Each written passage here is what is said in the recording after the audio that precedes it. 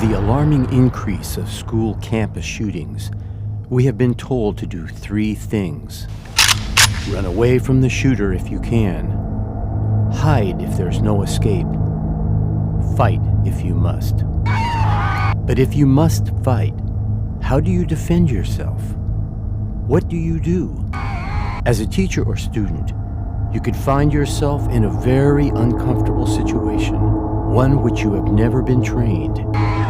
The responsibility of protecting your life or the lives of others.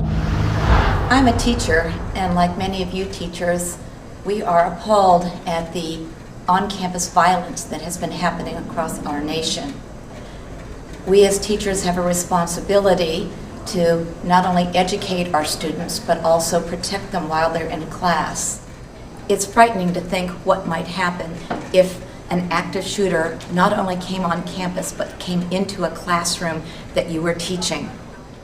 Larry Reynosa has taught for 35 years and has developed an incredible program that can help you as a teacher to protect your students and yourself in the situation where an active shooter would be on campus or even entering into your classroom.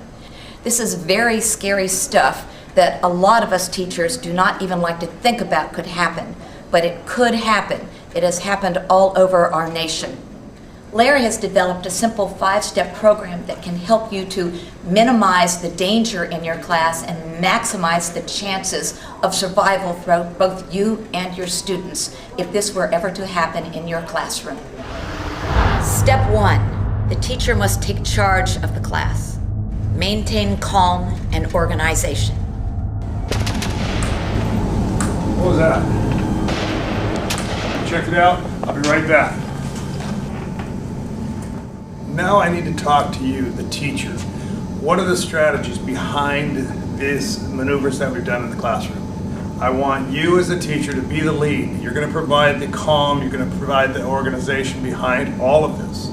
Realize that you may not want to take the lead and taking down the shooter, but so that you can pick a strong student in your class to take the lead. So don't forget that. But just be the calm and the organizational behind this whole setup. Step 2, determine the easiest and most probable point of entry and provide protection. Guys, this is the real deal. No, we've got an active shooter on campus. And he's coming out this way. I saw him up here. Lock the door. Cover the windows. And hide behind tables and desks. Now, once you've taken control, keep the students calm. The next thing you've got to do is determine the easiest, most probable point of entry.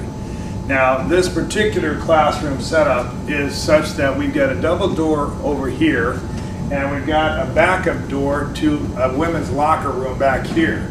Now, we heard shots up to the north part of us, so I'm going to predict that we're going to use this entryway over here as the point of entry. Now, once we've determined that point of entry, what we're going to do is we're going to lay down the protection in accordance with a 90-degree firing zone from the point of entry. So first off, I've laid these red tapes down here so you can visually see the zone I'm talking about. In combative terms, this is also called the funnel down kill zone. So we don't want anybody in that zone. Now, every class is going to be different. Some classes have 2 entry points, so you'd have to maybe set up 2 of these. But right now, based on this classroom setup, this would be the firing zone, the 90 degrees that we want to consider and get people out of the line of fire here. Okay, now that we've determined the point of entry, okay, we've got to set up some kind of protection. Now, in every class, I know it's going to be different, but in this particular class, we have these long tables. And what I feel is the best thing to do is to drop these tables down on a side to provide a deflection zone.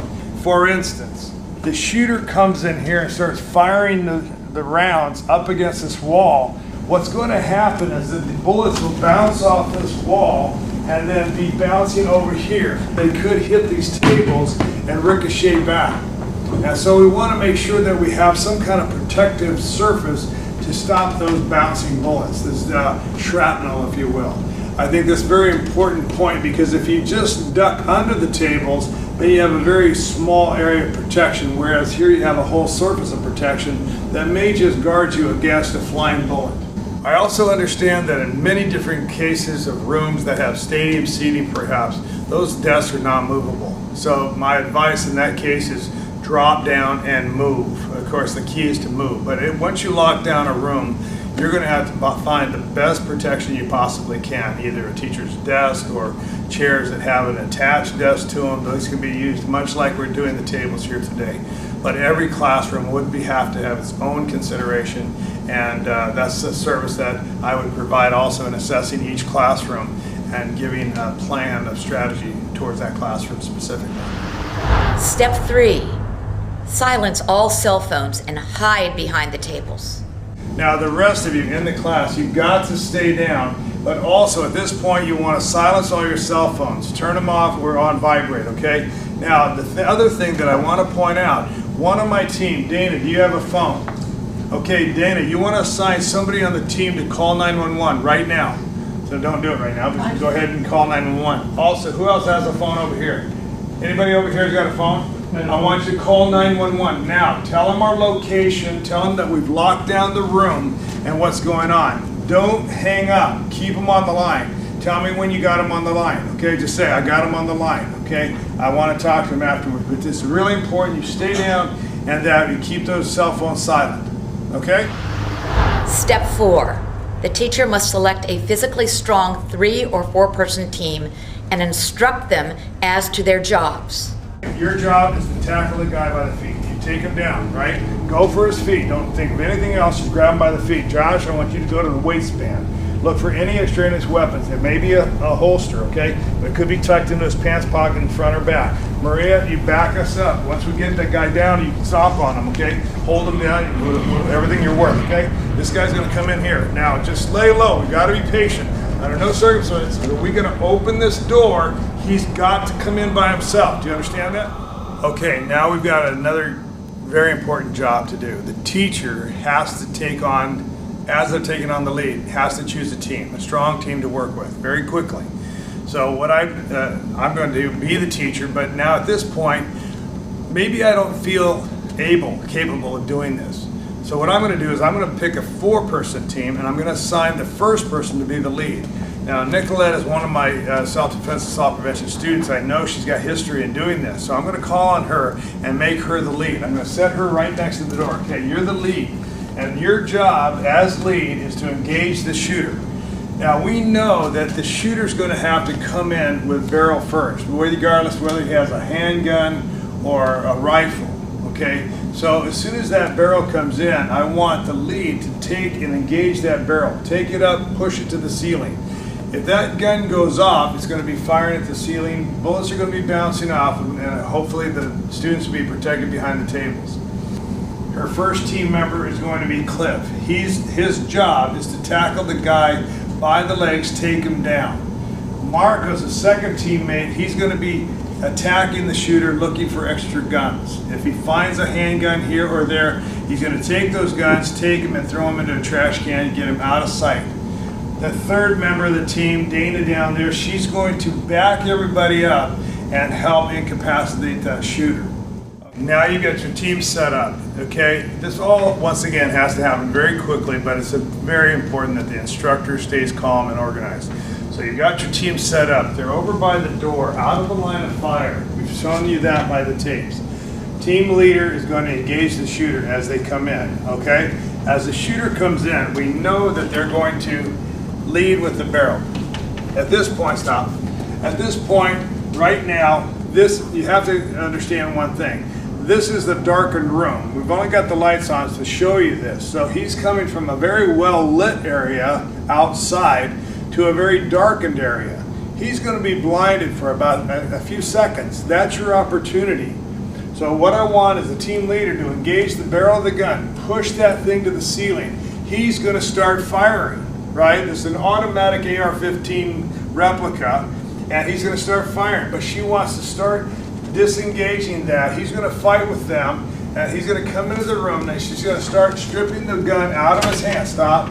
As he does that, then our first team member is going to come in, tackle him by the legs, and start taking him down. She rips the gun, he goes down. Our second team member comes in and starts looking for pistols in his waistband. Once he finds them, okay, fine, let's stay right here. Then he's going to look for the nearest trash can.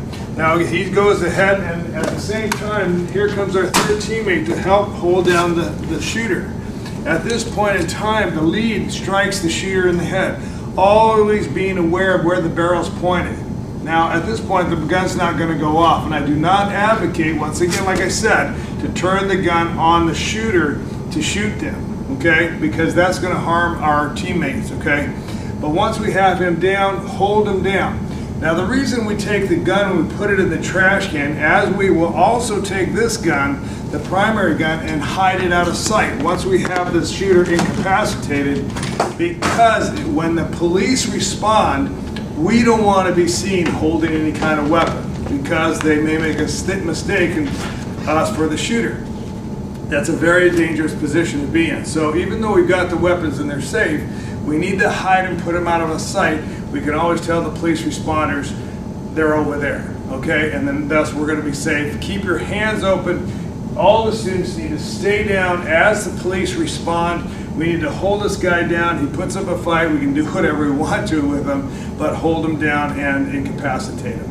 Otherwise, we're going to secure the room once the shooter's down and wait for the police to respond. And they will be here soon. But as you can see, this happens so quickly. And if we're fortunate to have some kind of alarm or pre-warning of this shooter coming in, I believe this strategy can work. Step 5. Your lives are on the line. Stay focused and remember your job. I think I see him coming in now. Okay, come on, turn the lights on. Monica, turn those lights out. Get back behind the table. Stay down.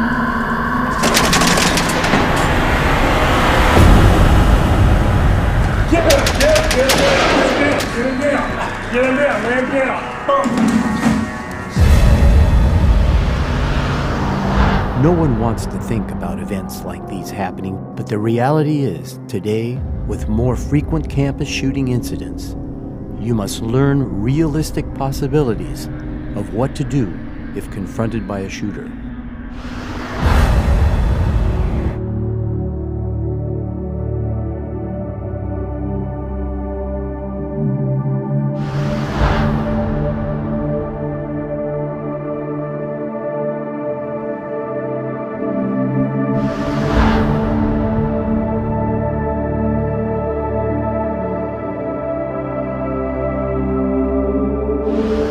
Enough is enough. We need to take action to teach these skills to every teacher in America. I can't emphasize enough that any teacher can be taught to do this. Please contact Larry Reynosa. He can help you save lives.